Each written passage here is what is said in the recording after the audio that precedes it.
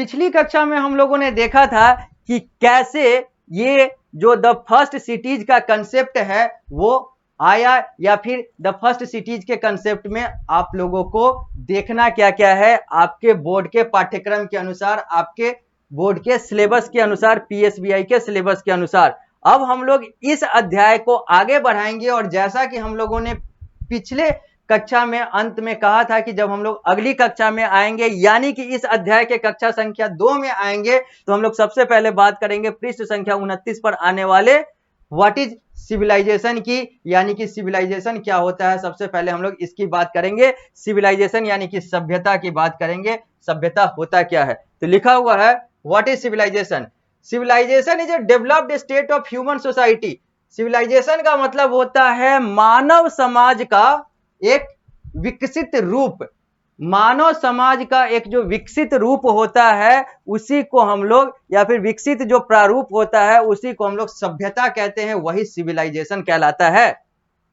The main feature of civilisation can be summed up as, अब कुछ जो मुख्य जो इसके गुण हैं, सभ्यता के जो कुछ मुख्य गुण हैं वो यहां पर लिखे गए हुए हैं। पहला, अर्बन सेटलमेंट, यहां पर शहरीकरण, यानी कि जो चीजें हैं वो शहरी रूप में, नगरीय रूप में होता है। Material prosperity and technological advancement, यहां पर तकनीक वगैरह और जो चीजें हैं वो लाभ इन सारे चीजों के लिए ज्यादा ध्यान में रखकर किया जाता है। डेवलपमेंट ऑफ ट्रेड, यहां पर व्यापार, इन सारे चीजों का विकास होता है या फिर उसको विकसित करने का कार्य किया जाता है।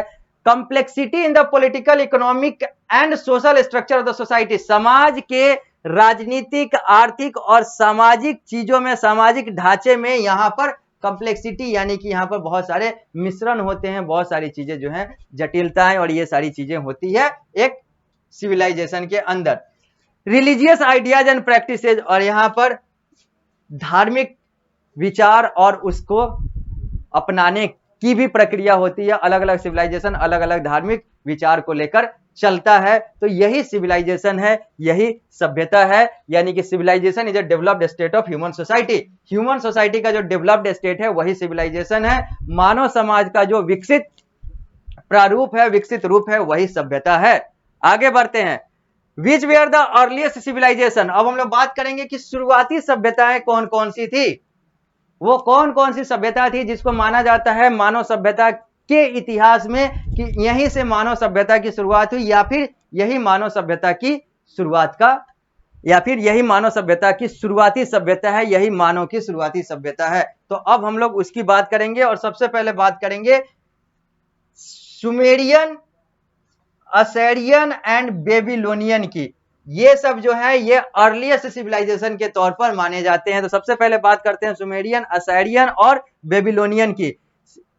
Civilisation were developed on the fertile plain between the river Tigris and Euphrates. ये जो सिविलाइजेशन है, ये जो सभ्यता है, जो सुमेरियन है, जो असेरियन है और जो बेबीलोनियन है, ये कहां पर बना, कहां पर विकसित हुआ? तो ये हुआ उपजाऊ धरती। कहां के उपजाऊ धरती पर? तो टिग्रिस नदी और यूफ्रेट्स नदी के बीच वाले जो उपजाऊ धरती थे वहीं पर ये सभ्यताओं का, इन सारे सभ्यताओं का, इन तीनों सभ्यताओं का जन्म हुआ, विकास हुआ, जो सुमेरियन है, जो असेरियन है और जो बेबीलोनियन है। अब हम लोग एंशिएंट इजिप्शियन सिविलाइजेशन की बात करें तो इसका जो साक्ष्य है, इसका जो इतिहास है वो मिलता है कि this civilization flourished along the river Nile in Africa.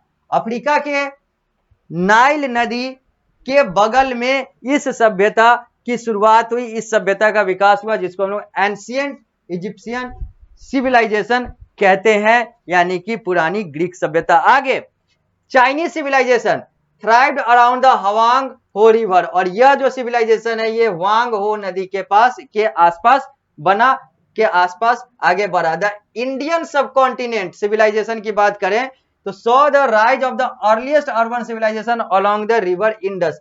Indus नदी यानी कि सिंधु नदी के बगल में यह जो सभ्यता है इंडस वैली सिविलाइजेशन या फिर द इंडियन सबकॉन्टिनेंट सिविलाइजेशन, इसका जन्म हुआ, इसका विकास हुआ।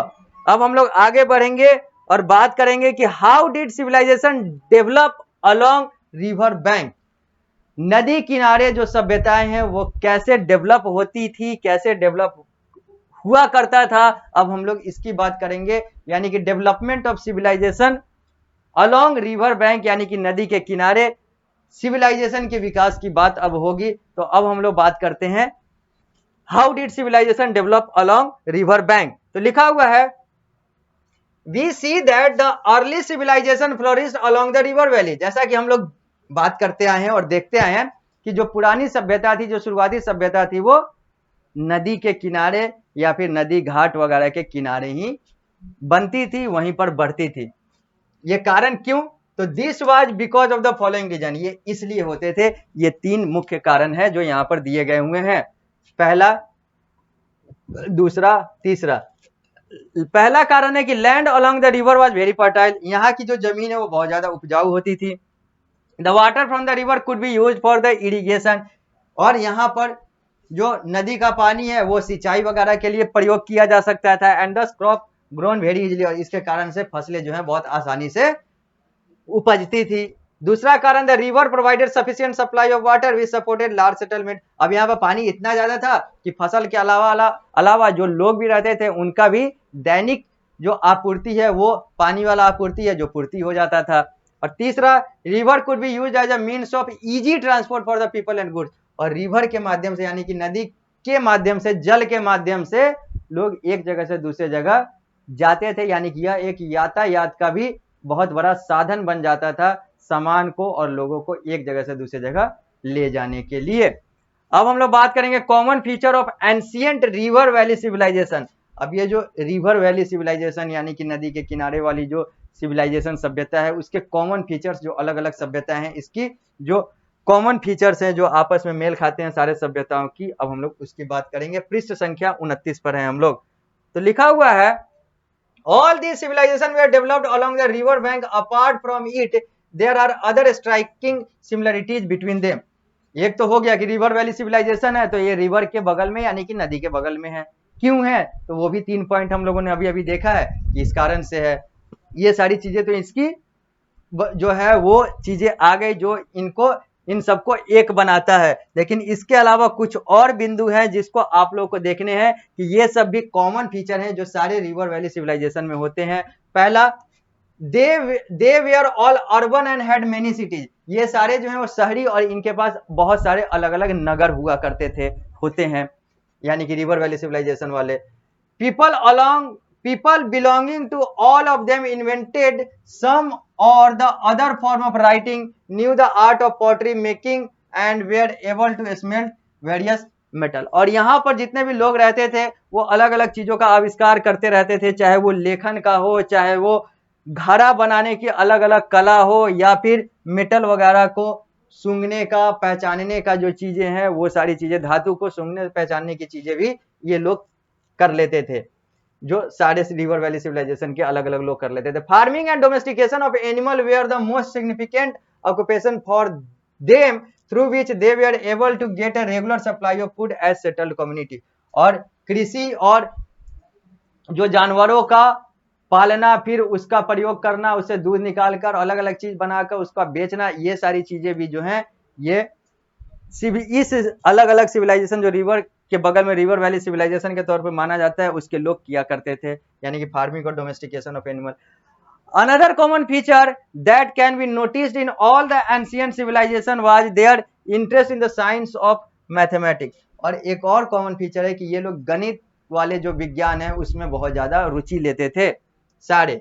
They studied the movement of the moon, sun and planet to calculate season। ये लोग चंद्रमा, सूर्य, अलग अलग ग्रह के घूमने को घूमने की पढ़ाई करते थे ताकि अलग अलग मौसम को सही तरीके से जान सके।